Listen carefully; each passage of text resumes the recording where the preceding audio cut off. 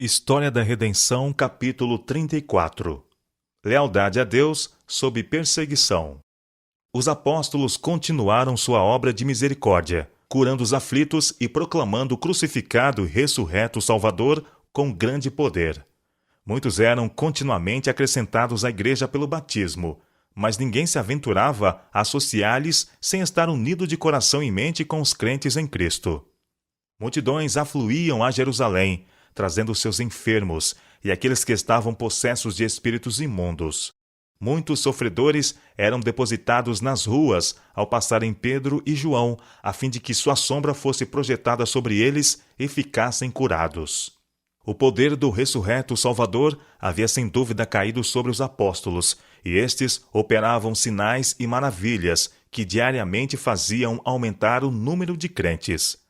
Estas coisas grandemente afligiram os sacerdotes e príncipes, especialmente aqueles que dentre eles eram saduceus. Viam que, se fosse permitido aos apóstolos pregar um Salvador ressuscitado e operar milagres em seu nome, sua doutrina de que não havia ressurreição dos mortos seria rejeitada por todos, e sua seita logo viria a ser extinta. Os fariseus viam que a tendência de sua pregação seria solapar as cerimônias judaicas e tornar as ofertas sacrificais de nenhum efeito. Seus anteriores esforços para suprimir estes pregadores tinham sido vãos, porém agora estavam determinados a fazer calar o excitamento. Libertados por um anjo. No acordo deles, os apóstolos foram detidos e presos, e o sinédrio foi convocado para julgar seu caso. Grande número de homens eruditos, além do conselho, foi convocado, a fim de juntos debaterem o que devia ser feito com os perturbadores da paz. Mas de noite um anjo do Senhor abriu as portas do cárcere, e conduzindo-os para fora, disse-lhes: Ide e apresentai-vos no templo, dizei ao povo todas as palavras desta vida. Tendo ouvido isto, logo ao romper do dia, entraram no templo e ensinavam.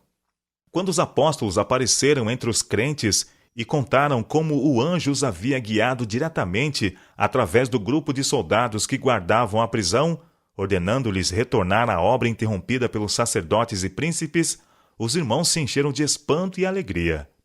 Os sacerdotes e príncipes, em conselho, tinham decidido lançar sobre eles a acusação de insurreição e atribuir-lhes o assassino de Ananias e Safira, e de conspiração para despojarem os sacerdotes de sua autoridade e levá-los à morte. Esperavam excitar a turba de tal maneira que esta decidisse tomar a questão nas mãos e tratar com os apóstolos como havia feito com Jesus.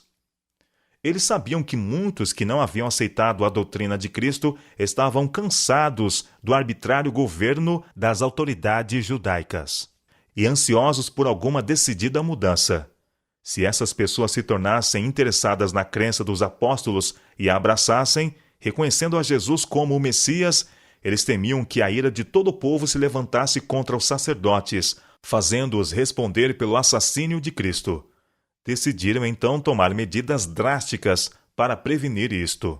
Finalmente mandaram que os supostos prisioneiros fossem trazidos à sua presença. Grande foi o seu espanto ante a resposta de que as portas da prisão foram encontradas seguramente fechadas e a guarda estacionada diante delas, mas não se encontravam os prisioneiros em parte alguma. Logo chegou a notícia: Eis que os homens que recolhestes no cárcere estão no templo ensinando o povo. Embora os apóstolos tivessem sido miraculosamente libertados da prisão, não escaparam ao interrogatório e castigo. Cristo dissera, quando estava com eles: Estai vós de sobreaviso, porque vos entregarão aos tribunais. Enviando um anjo para os livrar, Deus lhes dera um sinal de seu amor e certeza de sua presença. Tocava-lhes agora sofrer por amor daquele a quem estavam pregando. O povo estava tão perturbado pelo que tinha visto e ouvido que os sacerdotes e príncipes sabiam ser impossível excitá-los contra os apóstolos. O segundo julgamento. Nisto, indo o capitão e os guardas, os trouxeram sem violência, porque temiam ser apedrejados pelo povo. Trouxeram-nos, apresentando-os ao sinédrio. E o sumo sacerdote interrogou-os, dizendo: Expressamente vos ordenamos que não ensinasseis nesse nome, Contudo, encheste Jerusalém de vossa doutrina, e quereis lançar sobre nós o sangue deste homem. Eles não estavam tão dispostos a levar a culpa pela morte de Jesus, como quando se associaram ao clamor da vil turba: seu sangue caia sobre nós e nossos filhos. Pedro, com os demais apóstolos, tomou a mesma linha de defesa que tinha seguido em seu primeiro julgamento. Então Pedro e os demais apóstolos afirmaram: antes importa obedecer a Deus do que aos homens. Foi o anjo enviado por Deus que os libertou da prisão, ordenando-lhes a ensinar no templo. Seguindo suas instruções, eles estavam obedecendo ao divino comando, o que deveriam seguir fazendo com qualquer risco para si mesmos.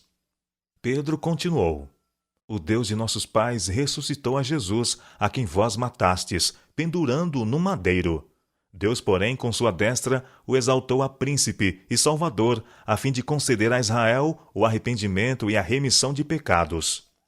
Ora, nós somos testemunhas destes fatos, e bem assim o Espírito Santo, que Deus outorgou aos que lhe obedecem. O espírito da inspiração estava sobre os apóstolos, e os acusados se tornaram acusadores, lançando o assassínio de Cristo sobre os sacerdotes e príncipes que formavam o conselho. Os judeus ficaram tão irados que decidiram, sem qualquer outro julgamento e sem a autoridade dos oficiais romanos, tomar a lei em suas próprias mãos e matar os prisioneiros. Já culpados do sangue de Cristo, estavam agora ávidos de manchar as mãos com o sangue de seus apóstolos. Mas estava ali um homem de saber e alta posição, cujo claro intelecto viu que esse violento passo traria terríveis consequências. Deus suscitou um homem de seu próprio conselho, para deter a violência dos sacerdotes e príncipes. Gamaliel, o sábio fariseu e doutor, um homem de grande reputação, era uma pessoa de extrema precaução, que antes de falar em favor dos prisioneiros, pediu que eles fossem removidos.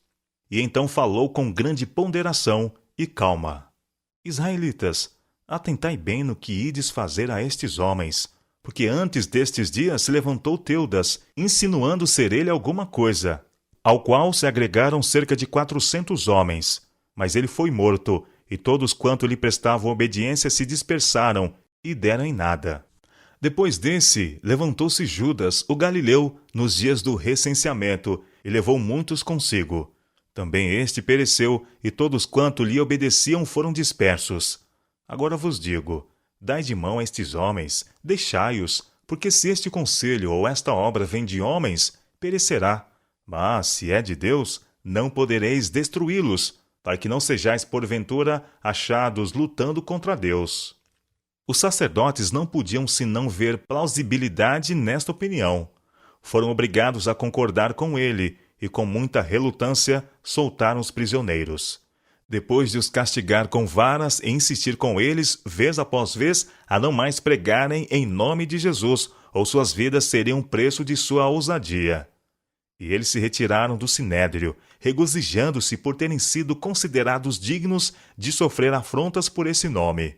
E todos os dias no templo e de casa em casa não cessavam de ensinar e de pregar Jesus, o Cristo.